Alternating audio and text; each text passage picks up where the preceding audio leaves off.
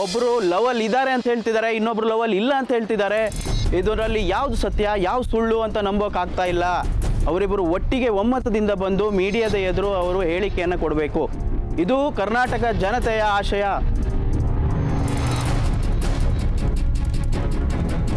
ಏನೋ ಲಕ್ಕಿ ಇದು, ಧೀರಜ್ ನೋಡಿದ್ರೆ ಹಾಗೆ ಹೇಳ್ತಾನೆ, ಸೊನಾಲಿ ಅವ್ರ ಅಮ್ಮ ನೋಡಿದ್ರೆ ಈಗ ಹೇಳ್ತಾರೆ. ಏನು ಕತೆ? ಅಂಬುಜಾ ಆಂಟಿ ಕರೆಕ್ಟಾಗಿ ಹೇಳಿದ್ದಾರೆ ಕಣ. ಆ ಧೀರಜೆ ಬಾಯಿಗೆ ಬಂದು ಮಾತಾಡಿದ್ದಾರೆ. ಈಗ ಅವರಿಬ್ರು ಟಚ್ಚಲ್ಲೇ ಇಲ್ಲ ಕಣ. ಅವನು ಬಂದು ಇವಾಗ ನಾವು ರಿಲೇಷನ್ಶಿಪ್ಪಲ್ಲಿ ಇದ್ದೀವಿ ಅಂದರೆ ಅವ್ರು ಒಪ್ಕೊಬಿಡ್ತಾರಾ? ಅಲ್ಲ ಕಣ, ಈ ಥರ ಇಲ್ಲದೆ ಇರೋ ವಿಷಯ ಎಲ್ಲ ಹೇಳಿದ್ರೆ ಅವನ ಹೆಸರು ತಾನೇ ಹಾಳಾಗೋದು, ಅವನ ಇಮೇಜ್ ತಾನೇ ಹಾಳಾಗೋದು. ಒಂದು ಮಾತು ಕೇಳಿದ್ಯಾ? Any publicity is publicity. Positive negative ಒಬ್ಬೊಬ್ಬರಿಗೆ ಪಬ್ಲಿಸಿಟಿ ಬೇಕಷ್ಟೇ. ಇಂಥವ್ರ ಮಾತುಗೆಲ್ಲ ನಾವು ರೆಸ್ಪಾಂಡ್ ಮಾಡಿದ್ರೆ ನಮ್ಮ ಮರ್ಯಾದೆಯೇ ಹೋಗುತ್ತೆ. ಕರೆಕ್ಟ್ ಕಣ.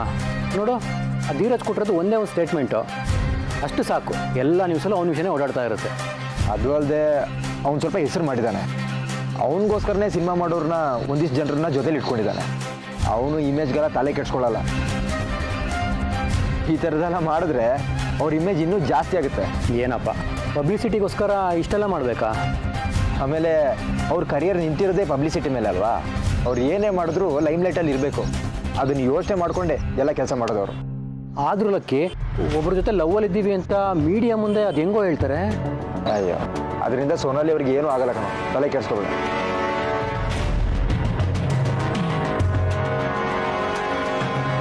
ಕೋಪ ಮಾಡ್ಕೊಳ್ದೆ ಇನ್ನೇನ್ರಿ ಮಾಡ್ತಾರೆ? ಇದು ನನ್ನ ಮಗಳು ಫ್ಯೂಚರ್ ಪ್ರಶ್ನೆ. ಮೇಡಮ್, ನನಗೂ ಅರ್ಥ ಆಗುತ್ತೆ, ಅದಕ್ಕೆ ನಾನು ನಿಮ್ಮನ್ನೇ ಕೇಳ್ತಾ ಇರೋದು. ಅದೇ ನನ್ನನ್ನು ಯಾಕೆ ಕೇಳ್ತಾ ಇದ್ದೀರಾ? ಯಾರು ಹೇಳಿದಾರೋ ಅವ್ರನ್ನೇ ಹೋಗಿ ಕೇಳಿ. ಎಷ್ಟೋ ಜನಗಳು ಆ ಹೀರೋಯಿನ್ನ ಮದುವೆ ಆಗಿದ್ದೀನಿ, ಈ ಹೀರೋಯಿನ್ನ ಮದುವೆ ಆಗಿದ್ದೀನಿ ಅಂತ ಬಿಟ್ಟು ಬಿಲ್ಡಪ್ ತಗೊಳ್ಳಲ್ವಾ? ಇದು ಹಾಗೇನೆ. ಈಗಲಾದರೂ ಅರ್ಥ ಮಾಡ್ಕೊಳ್ಳಿ, ಇದೆಲ್ಲ ಸುಳ್ಳು ಅಂತ. ಮೇಡಮ್, ಧೀರಜ್ ಅವರು ಒಬ್ಬ ಸ್ಟಾರು, ಅವ್ರು ಯಾಕೆ ಸುಳ್ಳು ಹೇಳೋಕ್ಕಾಗುತ್ತೆ ಹೇಳಿ? ಮತ್ತೆ ನಾನು ಸುಳ್ಳು ಹೇಳ್ತಾ ಇದ್ದೀನಾ? ಏನ್ರಿ ನಿಮ್ಮ ಮಾತಿನ ಅರ್ಥ? ಸರಿ ಮೇಡಮ್, ಅದು ಸುಳ್ಳಾಗಿದ್ರೆ ಸೊನಾಲಿ ಮೇಡಮ್ನ ಮೀಡಿಯಾ ಮುಂದೆ ಬಂದು ಮಾತಾಡೋಕ್ಕೆ ಹೇಳಿ. ಸರಿ, ಅವಳಿಗೆ ಈ ವಿಷಯನ ತಿಳಿಸ್ತೀನಿ. ಆದಷ್ಟು ಬೇಗ ಈ ವಿಷಯನ ಕ್ಲಿಯರ್ ಮಾಡ್ಕೊಳ್ಳೋದಕ್ಕೆ ಹೇಳ್ತೀನಿ. Okay madam.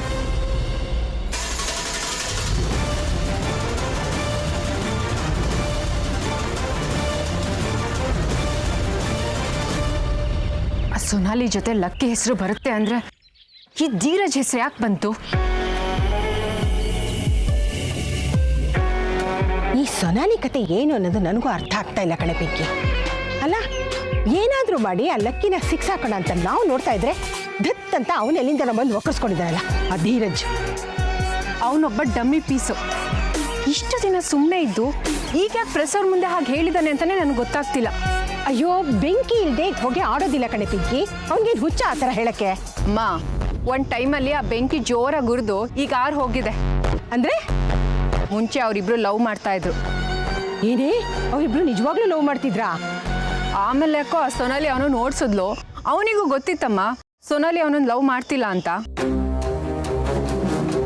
ಆದರೂ ಪ್ರೆಸ್ ಅವ್ರ ಮುಂದೆ ಈ ರೀತಿ ಹೇಳಿದಾನೆ ಅಂದರೆ ಏನೋ ಪ್ಲ್ಯಾನ್ ಇರಬೇಕು. ಹೌದಾ? ಹಾಗಾದ್ರೆ ಏನು ಪ್ಲ್ಯಾನ್ ಮಾಡ್ಕೊಂಡಿರ್ತಾನೆ ಹಾಗಾದ್ರೆ? ಅವ್ರ ಪ್ಲ್ಯಾನ್ ಕಟ್ಕೊಂಡು ನಮಗೇನಾಗಬೇಕು, ಮುಂದೆ ನಾವೇನು ಮಾಡ್ತೀವಿ ಅನ್ನೋದ್ರ ಬಗ್ಗೆ ಯೋಚನೆ ಮಾಡಬೇಕು.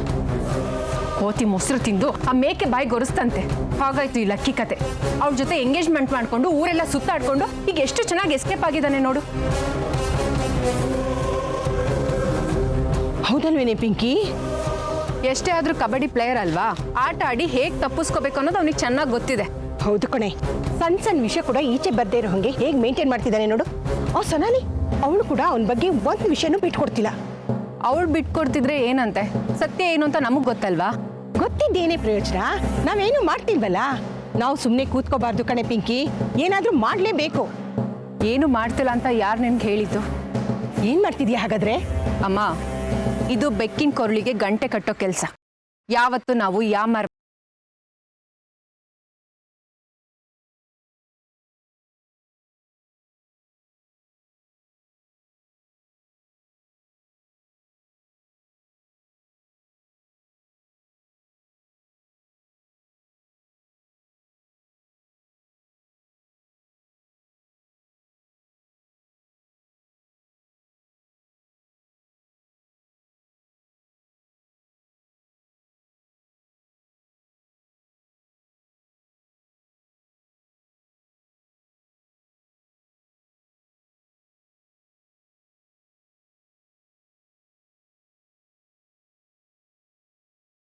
ಅರ್ಜೆಂಟ್ ಮಾಡ್ಕೋಬಾರ್ದು. ಟೈಮ್ ನೋಡಿ ಪ್ಲ್ಯಾನ್ ಮಾಡಬೇಕು.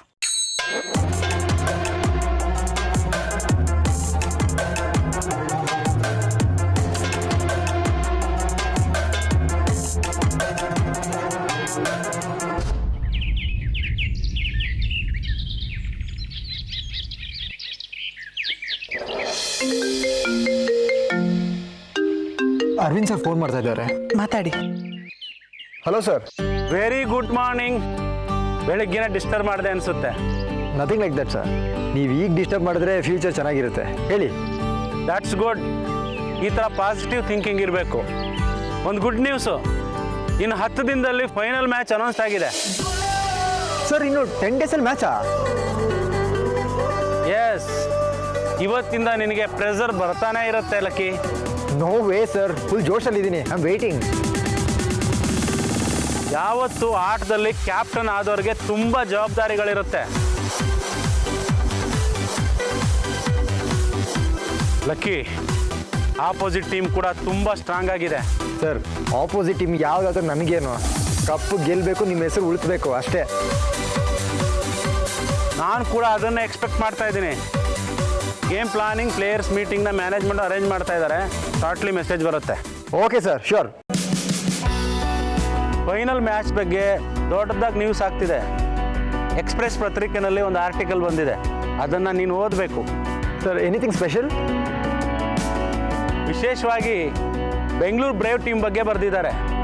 ಅದರಲ್ಲೂ ನೀನು ಆಟನ ಹೊಗಳು ಬರೆದಿದ್ದಾರಪ್ಪ. ಮ್ಯಾಚ್ ಗೆಲ್ಲೋ ಮ್ಯಾಜಿಕ್ ಪ್ಲೇಯರು, ಚಿರತೆ ಥರ ರೈಡ್ ಮಾಡೋ ಪ್ಲೇಯರು ಅಂತೆಲ್ಲ ಬರೆದಿದ್ದಾರಪ್ಪ. Be prepare. All the best for your future. Thank you sir, thank you so much. Okay sir, bye, take care.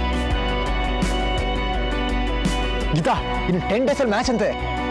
Kabaddi ಅಂದ ತಕ್ಷಣ ನಿಮ್ಮ ಮುಖದಲ್ಲಿ ಖುಷಿನೋ ಖುಷಿ. ನೀವು ಗೀತಾ, ಇನ್ನೇನಿಲ್ಲ, ಆಡ್ತಾ ಇರೋದೆ ಗೆಲ್ತಾ ಇರೋದೆ. ಆಡೇ ಆಡ್ತೀರಾ, ಗೆದ್ದೆ ಗೆಲ್ತೀರಾ. ನೋಡಿದ್ಯಾ, ನೀನು ಪಾಸಿಟಿವ್ ವಿಷಯ ಹೇಳಿದೆ. ಪಾಸಿಟಿವ್ ವಿಷಯನೇ ಆಯ್ತು ನೋಡು. ನೋಡಿ, ಇವಾಗ 10 ದಿನದಲ್ಲಿ ಮ್ಯಾಚು ಅಂತ ಗೊತ್ತಾಗಿದೆ ಅಲ್ವಾ? ತಲೆಯಿಂದ ಬೇರೆ ಎಲ್ಲ ವಿಷಯಗಳನ್ನು ತೆಗೆದುಹಾಕಿ ಬರೀ ಕಬಡ್ಡಿ ಮೇಲೆ ಕಾನ್ಸಂಟ್ರೇಟ್ ಮಾಡಿ, ಆಯ್ತಾ? ಇನ್ನೇನಿಲ್ಲ ಗೀತಾ, ಆಡ್ತಾ ಇರೋದೆ, ಕಪ್ ಗೆಲ್ತಾ ಇರೋದೆ. ನನ್ನ ಲಕ್ಕಿ ಹೀಗಿರ್ಬೇಕು, ಇಷ್ಟೇ ಜೋಶಲ್ಲಿ.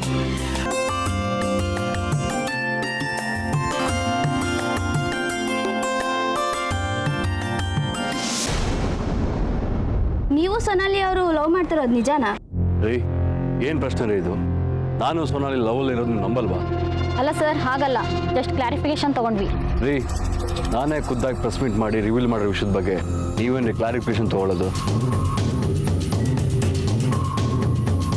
ಸುಮ್ಮನೆ ಸ್ಟೇಟ್ಮೆಂಟ್ ತೊಗೊಂಡು ಪಬ್ಲಿಸಿಟಿ ತೊಗೊಳೋದಂಗೆ ಆಗುತ್ತಾ ಇಲ್ಲ. I don't like that cheap publicity. Hope you understand. ಮೊದಲು ಇದೇ ಹೇಳಿದ್ದೆ, ಇವಾಗಲೂ ಇದೇ ಹೇಳ್ತಾ ಇದ್ದೀನಿ. ನಾನು ಸೊನಾಲಿ ಲವಲ್ಲಿ ಇರೋದು ನಿಜ. ಓಕೆನಾ? ಓಕೆ ಸರ್, ನಿಮ್ಮ ಸ್ಟೇಟ್ಮೆಂಟ್ ವಿರುದ್ಧವಾಗಿ ಸೋನಾಲಿ ಅವರ ತಾಯಿ ಸ್ಟೇಟ್ಮೆಂಟ್ ಕೊಟ್ಟಿದ್ದಾರೆ, ಅದಕ್ಕೇನು ಹೇಳ್ತೀರಾ? ಏನು ಸ್ಟೇಟ್ಮೆಂಟ್ ಕೊಟ್ಟಿದ್ದಾರೆ? ಅದು ನಿಮಗೂ ಸೋನಾಲಿ ಅವ್ರಿಗೂ ಏನು ಸಂಬಂಧ ಇಲ್ಲ ಅಂತ ಮೀಡಿಯಾಗೆ ಹೇಳಿದ್ದಾರೆ, ಅದಕ್ಕೆ ನೀವೇನು ಹೇಳ್ತೀರಾ? ರೀ, ಲವ್ ಮಾಡ್ತಿರೋದು ನಾನು ಸೋನಾಲಿ ಅವರು. ಅವ್ರ ಅಮ್ಮ ಹೇಳೋದನ್ನ ಅದು ಹೇಗೆ ನಂಬಿಡ್ತೀರ ನೀವು? ಇದನ್ನು ಸೋನಾಲಿ ಅವ್ರು ಏನು ಹೇಳಿಲ್ವಲ್ಲ. ಆದರೆ ಅವ್ರ ಸ್ವಂತ ತಾಯಿ ಹೇಳಿರೋದ್ರಿಂದ ಸೀರಿಯಸ್ ಆಗಿ ತಗೋಬೇಕಲ್ವಾ ಸರ್? ಸರಿ ಮಾಡಿ, ಅವ್ರಿಗೆ ಇಷ್ಟ ಬಂದಿರೋದನ್ನ ಅನ್ಸಿರೋದನ್ನ ಅವ್ರು ಹೇಳಿದ್ದಾರೆ. ಅದಕ್ಕೀಗ ನಾನು ಏನು ಮಾಡ್ಬೇಕು ಹೇಳಿ?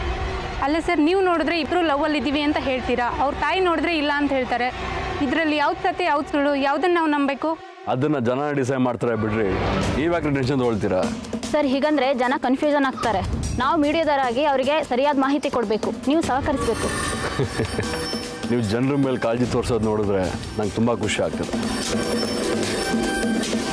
ನೋಡ್ರಿ, ಜನರಿಗೆ ನನ್ನ ಮೇಲೆ ನಂಬಿಕೆ ಇದ್ದರೆ ನನ್ನ ಮಾತು ನಂಬ್ತಾರೆ. ಇಲ್ಲ, ಸೋನಾಲಿ ಅವ್ರ ತಾಯಿ ಮೇಲೆ ನಂಬಿಕೆ ಇದ್ದರೆ ಅವ್ರ ಮಾತನ್ನ ನಂಬ್ತಾರೆ. ಇಬ್ಬರಲ್ಲಿ ಯಾರು ನಂಬಿದ್ರು ನಂಗೆ ಪ್ರಾಬ್ಲಮ್ ಇಲ್ಲ. ನಿಮ್ಗೇನಾದರೂ ಪ್ರಾಬ್ಲಮ್ಮಾ? ನನಗೆ ನನ್ನ ಫ್ಯಾನ್ಸ್ ಮೇಲೆ ನಂಬಿಕೆ ಇದೆ, ಅದು ಸಾಕು. ಸರ್, ಇಬ್ಬರು ಬೇರೆ ಬೇರೆ ಸ್ಟೇಟ್ಮೆಂಟ್ ಕೊಟ್ಟರೆ ಕನ್ಫ್ಯೂಸ್ ಆಗುತ್ತೆ. ಇದ್ರ ಬಗ್ಗೆ ನೀವೇ ಕ್ಲಾರಿಟಿ ಕೊಡಿ ಸರ್. ಇನ್ನೇನ್ರಿ ಕ್ಲಿಯರಿಟಿ ಕೊಡೋದು? ಹನುಮಂತನ ಥರ ಎದೆ ಸೀಡ್ಬಿಟ್ಟು ಅದ್ರಲ್ಲಿ ಸೋನಾಲಿ ಪಿಕ್ಚರ್ ತೋರಿಸ್ಬೇಕಾ? ಬೇಕಾದ್ರೆ ನಂಬಿ, ಇಲ್ಲಾದರೆ ಬಿಡಿ. ಅಲ್ಲ ಸರ್, ಅದು ನೋಡ್ರಿ, ನಿಮ್ಗಿರೋ ವಿಷಯನ ಖುದ್ದಾಗೆಲ್ಲ ಹೇಳಿದ್ದೀನಿ. ಅದರಲ್ಲಿ ಯಾವ ಮಾತಲ್ಲಿ ಸೇರಿಸಿಲ್ಲ. ಅವ್ರು ಇರೋ ವಿಷಯ ಬಿಟ್ಟು ಬೇರೆ ಏನಾದರೂ ಹೇಳಿದ್ರೆ ಅದಕ್ಕೆ ನಾನು ಹೊಣೆ ಅಲ್ಲ. ಆಮೇಲೆ ಅವ್ರು ಹೇಳ್ತಿರೋ ಸುಳ್ಳು ಅಂತ ಪ್ರೂವ್ ಮಾಡೋ ಅಗತ್ಯ ನನಗಿಲ್ಲ. ಮೊದಲು ಸೋನಾಲ್ ಏನು ಹೇಳ್ತಾರೋ ಅವ್ರ ಮಾತು ಕೇಳಿ, ಆಮೇಲೆ ಅವ್ರ ಸ್ಟೇಟ್ಮೆಂಟ್ನ ತೊಗೊಂಬನ್ನಿ. ಟ್ರೈ ಮಾಡ್ತಿದ್ದೀವಿ ಸರ್, ಆದರೆ ಅವ್ರು ನಮ್ಮ ಕಾಲೇಜ್ ಸಿಕ್ಕಿಲ್ಲ. ಅವ್ರು ಬಂದ ತಕ್ಷಣ ಖಂಡಿತ ಇದ್ರ ಬಗ್ಗೆ ಕ್ಲಾರಿಟಿ ತಗೊಳ್ತೀವಿ. ಸರ್, ನೀವಿಬ್ಬರು ಒಟ್ಟಿಗೆ ಸೇರಿ ಪ್ರೆಸ್ ಮೀಟ್ ಕರೆದು ಯಾಕೆ ಈ ವಿಷಯದಲ್ಲಿ ಕ್ಲಾರಿಟಿ ಕೊಡಬಾರ್ದು? ಒಳ್ಳೆ ಐಡಿಯಾನೆ. ಅವ್ರ ಕೆಲಸದಲ್ಲಿ ಬ್ಯುಸಿ ಇದ್ದಾರೆ, ನಾನು ನನ್ನ ಕೆಲಸದಲ್ಲಿ ಬ್ಯುಸಿ ಇದ್ದೀನಿ. ನೋಡೋಣ, ಇಬ್ಬರು ಫ್ರೀ ಆದರೆ ಟೈಮ್ ನೋಡ್ಕೊಂಡು ಬರ್ತೀವಿ. ನೀವು ಹೇಳ್ದಂಗೆ ಮಾಡ್ತೀವಿ. ಓಕೆನಾ? See you. Thank you.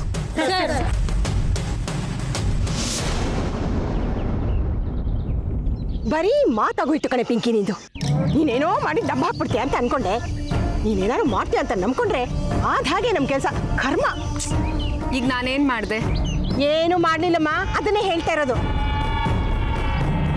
ನೀನ್ ನೋಡಿದ್ರೆ ಧೀರಜ್ ಪಟಾಕಿ ಹಚ್ತಾನೆ, ಅದು ಸೀದಾ ಹೋಗಿ ಡಮ್ ಅನ್ನತ್ತೆ, ಹಾಗೆ ಹೀಗೆ ಅಂತ ಕೊಚ್ಕೋತಾ ಇದ್ದೆ.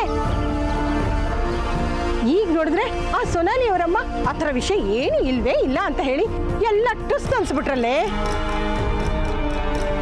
ಏನ್ ಮಾಡೋದು ಇವಾಗ? ಅಮ್ಮ, ಸಮಾಧಾನ ಮಾಡ್ಕೊ. ವಿಷಯ ಸಿಕ್ಕಿರೋದು ಮೀಡಿಯಾದವ್ರ ಕೈಗೆ. ತುಸ್ಸಾಗಿರೋ ಪಟಾಕಿ ಇರಲಿ, ಒದ್ದೆ ಆಗಿರೋ ಪಟಾಕಿ ಸಿಕ್ಕಿದ್ರು ಅದನ್ನ ಬೆಂಕಿ ಹಚ್ಚಿ ಬ್ಲಾಸ್ಟ್ ಮಾಡ್ತಾರೆ. ಅವ್ರ ಮನೇಲಿ ಒಂದು ಇಲಿ ಹೋಯ್ತು ಅಂತ ಹೇಳಿದ್ರೆ ಸಾಕು, ಹುಲಿನೇ ಹೋಯ್ತು ಅಂತ ನ್ಯೂಸ್ ಮಾಡ್ತಾರೆ. ನೀನು ಯಾಕೆ ಟೆನ್ಷನ್ ಮಾಡ್ಕೋತೀಯಾ? ಖಂಡಿತ ಈ ವಿಷಯ ಹೊರಗೆ ಬಂದೇ ಬರುತ್ತೆ. ಬರೋ ಹಾಗೆ ಮೀಡಿಯಾದವ್ರು ಮಾಡೇ ಮಾಡ್ತಾರೆ. ಆದ್ರೆ ಇದು ನಮ್ಮ ಟೈಮ್ಗೆ ಆಗ್ಬೇಕಲ್ಲೇ ಪಿಂಕಿ. ಕೆಲಸ ಏನಾದ್ರೂ ಆಗ್ಲಿ ಬೇಗ ಆಗ್ಬೇಕು. ಆದ್ರೆ ನಾವೇನಾದ್ರೂ ಮಾಡ್ಬೇಕು. ಸೊನಾಲಿ ಬೇರೆ ಫೋನ್ ಎತ್ತಾ ಇಲ್ವಂತೆ. ಇದು ಹೀಗೆ ಆಗೋದ್ರೆ ಖಂಡಿತ ಖಂಡಿತ ವಿಷಯ ತಣ್ಣಗಾಗೋಗುತ್ತೆ ಇಲ್ಲಿಗೆ. ವಿಷಯ ತಣ್ಣಗಾಗದೇ ಇರೋ ಹಾಗೆ ನಾವೇನಾದ್ರೂ ಪ್ಲಾನ್ ಮಾಡೋಣ. ಸುಮ್ಮನೆ ಯಾಕೆ ತಲೆ ಕೆಡಿಸ್ಕೋತಾ ಇದೆಯಾ? ಯಾವ ಪ್ಲಾನು ಬೇಡ. ಹೇಗಿದ್ರು ಲಕ್ಕಿ ಸೊನಾಲಿ ಎಂಗೇಜ್ಮೆಂಟ್ ಫೋಟೋಸ್ ನಮ್ಮ ಹತ್ರ ಇದೆ ತಾನೆ. ಅದನ್ನ ಸೋಷಿಯಲ್ ಮೀಡಿಯಾ ಅಂತಾರಲ್ಲ, ಅದರಲ್ಲಿ ಲೀಕ್ ಮಾಡಿಸ್ಬಿಟ್ರೆ. ನೀನು ಇನ್ನೂ ಎಲ್ಲಿದ್ಯಾ? ನಮ್ಮ ಹತ್ರ ಇರೋದು ಬರೀ ಫೋಟೋಸ್ ಅಷ್ಟೇ. ಫೋಟೋಶಾಪ್ ಮಾಡಿಸಿದ್ದಾರೆ ಅಂತ ಅದರಿಂದ ತಪ್ಪಿಸ್ಕೋತಾರಲ್ವಾ? ಅದು ಹೇಗೆ ಹೇಳ್ಬಿಡ್ತಾರೆ ಹಾಗೆ? ಇದೆಲ್ಲ ನಿಜವಾದ ಫೋಟೋಗಳು ತಾನೆ. ಅದು ನನಗೆ ಗೊತ್ತು, ನಿನಗೆ ಗೊತ್ತು, ಹೊರಗ್ನವ್ರಿಗೆ ಗೊತ್ತಾ? ಅಮ್ಮ, ಟೆಕ್ನಾಲಜಿ ತುಂಬ ಮುಂದುವರೆದಿದೆ. ಆ ಟೆಕ್ನಾಲಜಿನ ಯೂಸ್ ಮಾಡಿಕೊಂಡು ಯಾರ ಜೊತೆ ಬೇಕಾದರೂ ಎಂಗೇಜ್ಮೆಂಟ್ ಆಗಿದೆ ಅಂತ ನಾವು ಫೋಟೋ ರೆಡಿ ಮಾಡ್ಕೋಬೋದು. ಈ ವಿಷಯ ಜನರಿಗೂ ಗೊತ್ತಿದೆ, ಹಾಗಾಗಿ ಆ ಫೋಟೋಸ್ ಬಗ್ಗೆ ಯಾರೂ ತಲೆ ಕೆಡಿಸ್ಕೊಳ್ಳಲ್ಲ. ಆದರೆ ಸ್ವಲ್ಪ ದಿನಗಳ ಹಿಂದೆ ಈ ಫೋಟೋಗಳನ್ನೆಲ್ಲ ಗೀತಂಗೆ ತೋರಿಸ್ತೀವಿ ಅಂತ ನಾವು ಹೇಳಿದಕ್ಕೆ ಅದಕ್ಕೆ ಹೆದರ್ಕೊಂಡು ನಾವು ಹೇಳ್ದಂಗೆ ಕೇಳ್ದ ಲಕ್ಕಿ. ಅದು ಬೇರೆ ವಿಷಯ. ಗೀತ ನಂಬಿದ್ರು ನಂಬದೇ ಇದ್ರು ಲಕ್ಕಿ ಪ್ರಾಬ್ಲಮಲ್ಲಿ ಸಿಕ್ಕಾಕೋತಾ ಇದ್ದ. ಆ ಭಯ ಅವನಿಗಿತ್ತು. ಆದರೆ ನಾವೀಗ ಜನರನ್ನ ನಂಬಿಸ್ಬೇಕು. ಸರಿ, ಅದಕ್ಕೇನಾದ್ರೂ ಪ್ಲಾನ್ ಮಾಡಿದೀಯಾ? ಅಮ್ಮ, ಶಂಖದಿಂದ ಬಂದ್ರೇನೆ ತೀರ್ಥ. ಆ ಶಂಖದಿಂದನೇ ತೀರ್ಥ ಬರೋ ಹಾಗೆ ನಾನು ಮಾಡ್ತೀನಿ ನೋಡು.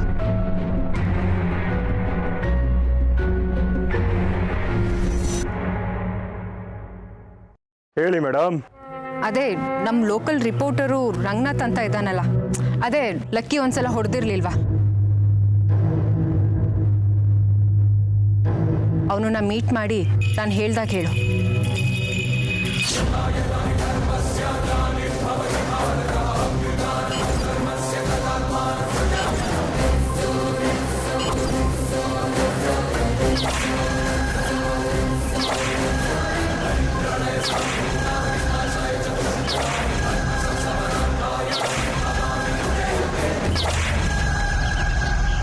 ಇವಾಗ್ಲೇ ಈಗ ನೋಡ್ತಾರೆ ಈ ಮಹೇಶ ಏನು ಅಂತ ತೋರಿಸ್ತಾನೆ.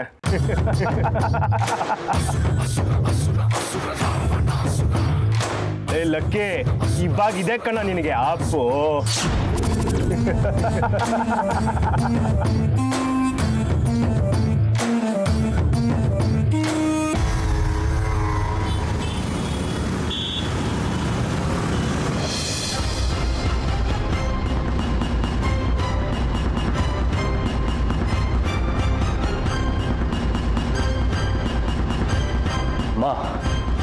ಮನೆ ಮುಂದೆ ಪ್ರೆಸ್ನವ್ರು ಬಂದಿದ್ದಾರೆ. ಅವ್ರು ಯಾಕೋ ಜಾಗ ಖಾಲಿ ಮಾಡೋಂಗೆ ಕಾಣ್ತಿಲ್ಲ. ಗೊತ್ತು ಕಣೋ, ನಾನು ನೋಡಿದೆ. ಇನ್ನೇನಕ್ಕೆ ಬಂದಿರ್ತಾರೆ? ಆ ಧೀರಜ್ ವಿಷಯ ಇಟ್ಕೊಂಡು ಮಾತಾಡೋದಕ್ಕೆ. ಇವ್ರಿಗೆ ಒಂದು ವಿಷಯ ಸಿಕ್ಬಿಟ್ರೆ ಸಾಕು, ಅದನ್ನೇ ದಿನ ಪೂರ್ತಿ ಎಳೆಯೋದಕ್ಕೆ. ಅವರಿಗೆ ಚೆಲ್ಲಾಟ, ನಮಗೆ ಪ್ರಾಣ ಸಂಕಟ.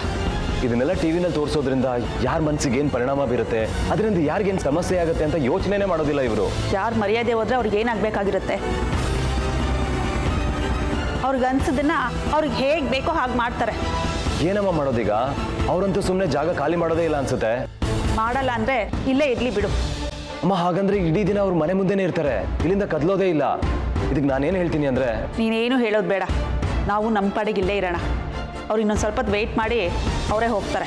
ಅಮ್ಮ ಮನೆ ಮುಂದುವರೆಗೂ ಬಂದಿರೋರನ್ನ ಹಾಗೆ ಕಳಿಸಿದ್ರೆ ಮಾತಾಡದೆ ಒಂದಕ್ಕೆ ಎರಡು ಬರೋದು ನಮ್ಮ ಮರ್ಯಾದೆ ಕಳೀತಾರಷ್ಟೇ. ಇನ್ನೂ ಹಾಗಾದರೆ ನಾನು ಅವ್ರ ಮುಂದೆ ಹೋಗಿ ಅವ್ರು ಕೇಳೋ ಕ್ವಶನ್ಸ್ಗೆಲ್ಲ ಉತ್ತರ ಕೊಡಬೇಕಾ?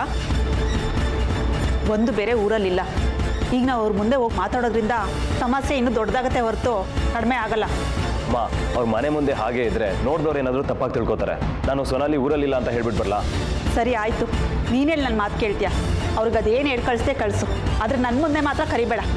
ಆಯಿತು, ನೀನೇನು ಟೆನ್ಷನ್ ಮಾಡ್ಕೋಬೇಡ, ನಾನು ನೋಡ್ತೀನಿ.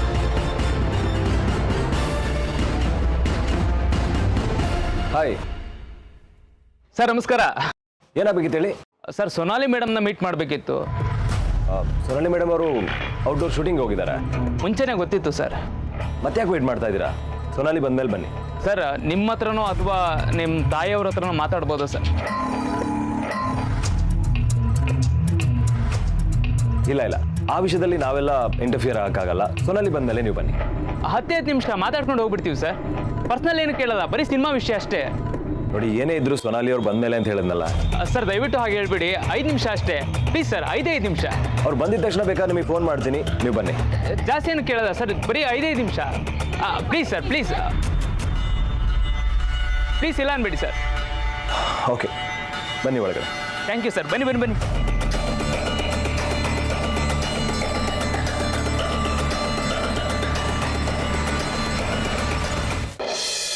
ಮಾ, ಅವ್ರನ್ನ ಒಳಗಡೆ ಕರೆದಿದ್ದೀನಿ. ನೀನು ಯಾಕೆ ಅವ್ರನ್ನ ಒಳಗಡೆ ಬರೋದು ಕೇಳಿದೆ? ಅಮ್ಮ, ಅವರು ಸಿನಿಮಾ ಬಗ್ಗೆ ಮಾತ್ರ ಕೇಳ್ತಾರಂತೆ, ಪರ್ಸನಲ್ ಬಗ್ಗೆ ಏನೂ ಕೇಳಲ್ವಂತೆ. ಒಂದೇ ಒಂದು ಇಂಟರ್ವ್ಯೂ ಮಾಡ್ಕೊಂಡು ಹೋಗ್ತೀನಿ ಅಂತ ಹೇಳಿದ್ರು ಅಷ್ಟೇ. ಅವರು ಮೊದಲು ಹಾಗೆ ಹೇಳೋದು, ಆಮೇಲೆ ಅವ್ರ ಚಾಳಿನ ಅವ್ರು ಬಿಡಲ್ಲ ಕಣೋ. ಅಮ್ಮ, ಮನೆ ಮುಂದೆ ಬಂದಿರೋರನ್ನ ಮಾತಾಡದೆ ಹೇಗೆ ಕಳ್ಸೋಕ್ಕಾಗತ್ತೆ? ಅದು ಅಲ್ಲದೆ ಅಕ್ಕಪಕ್ಕದವ್ರು ನೋಡಿದವರು ತಪ್ಪಾಗಿ ತಿಳ್ಕೊತಾರೆ. ಮೀಡಿಯಾದವ್ರನ್ನ ಎದುರು ಹಾಕೊಳ್ಳೋಕ್ಕಾಗಲ್ಲ. ಏನೋ ಇಂಟರ್ವ್ಯೂ ಮಾಡ್ತಾರಂತೆ, ನಿನ್ನ ಜೊತೆನಲ್ಲಿ ನಾನು ಇರ್ತೀನಿ, ಅದೇನಾಗುತ್ತೋ ಫೇಸ್ ಮಾಡಿ, ಸುಮ್ಮನೆ ಇರು.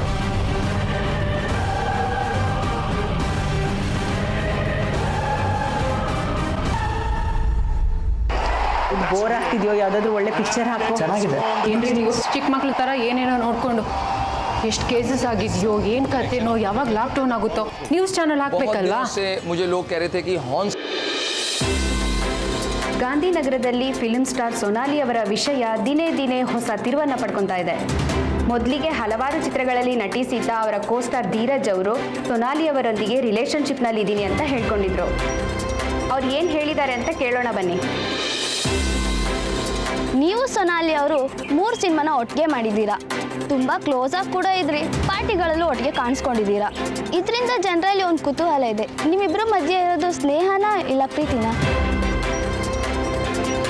ಎಸ್, ನಾನು ಸೊನಾಲಿ ರಿಲೇಷನ್ಶಿಪ್ಪಲ್ಲಿ ಇದ್ದೀವಿ.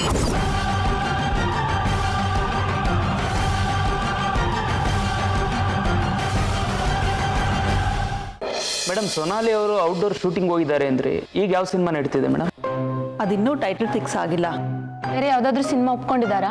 ಹಾಂ, 2 ಸಿನಿಮಾ ಆಫರ್ ಬಂದಿದೆ, ಆದರೆ ಇನ್ನೂ ಫೈನಲ್ ಆಗಿಲ್ಲ. ಸೊನಾಲಿ ಅವರು ಲವಲ್ಲಿ ಇರೋದು ನಿಜಾನಾ? ನೋಡಿ, ನೀವು ಸಿನಿಮಾ ಬಗ್ಗೆ ಮಾತ್ರ ಮಾತಾಡ್ತೀನಿ ಅಂತ ಹೇಳಿದ್ರಿ, ಪರ್ಸ್ನಲ್ ಬಗ್ಗೆ ಕೇಳೋಂಗಿಲ್ಲ.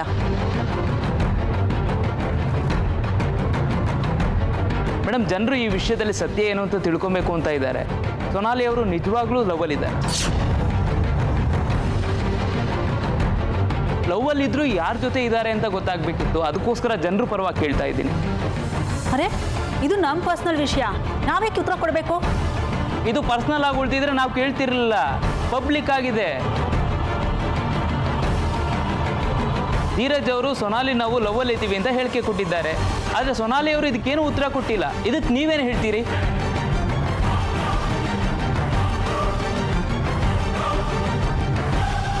ಇದು ಧೀರಜ್ ಅವರು ಮೀಡಿಯಾಗೆ ಕೊಟ್ಟಂತಹ ಹೇಳಿಕೆ. ನಂತರ ಖುದ್ದು ಸೊನಾಲಿ ಅವರ ತಾಯಿ ಈ ಪ್ರಕರಣಕ್ಕೆ ಹೊಸ ತಿರುವನ್ನು ಕೊಟ್ಟಿದ್ದಾರೆ.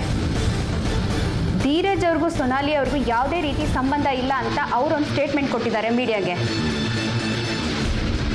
ಹೌದು, ಈ ಮಾತನ್ನ ಸ್ವತಃ ಸೊನಾಲಿ ಅವರ ತಾಯಿನೇ ಹೇಳಿರೋದು.